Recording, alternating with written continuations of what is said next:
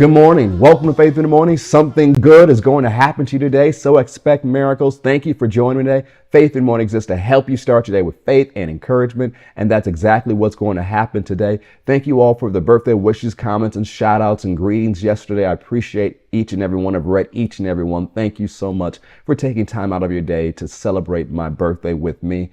Let's get started today with our 2023 Faith Family Confession. You can find it in the show notes on Apple Podcasts or Spotify, or you can find it in the description on Tubu or on Instagram or on TikTok, on Facebook and YouTube as well. Say, I'm the salt of the earth. I'm the light of this world.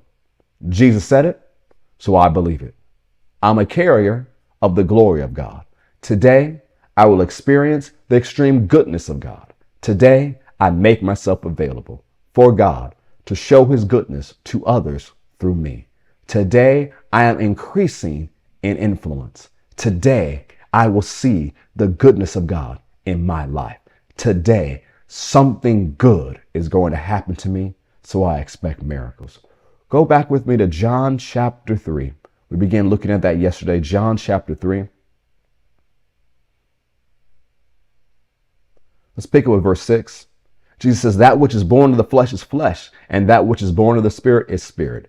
Do not marvel that I said to you, you must be born again. As we said yesterday, that phrase born again here in John 3 is also translated born from above. I like to say it this way, when you're born again, you were given a new origin story. And I like using the phrase origin story because when we think about superheroes, we think about their origin story. Superman came from Krypton. The Flash, there was an incident in a lab and a strike of lightning, and he was granted the powers he was granted. When we talk about origin story, we talk about what set these heroes on the trajectory to become the hero that we know from the different stories and TV shows and movies and comic books.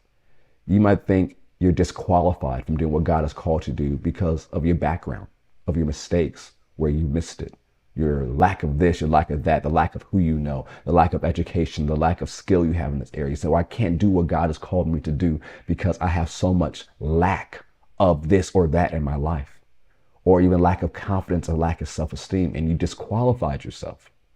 But I want to tell you, you have a new origin story. When you were born again, when you were born from above, everything changed. You are qualified because of how you were born. I'll say it again. You are qualified because of how you were born. When you were born again, you were qualified to fulfill the plan of God for your life. You're not an accident. You matter. You have a purpose.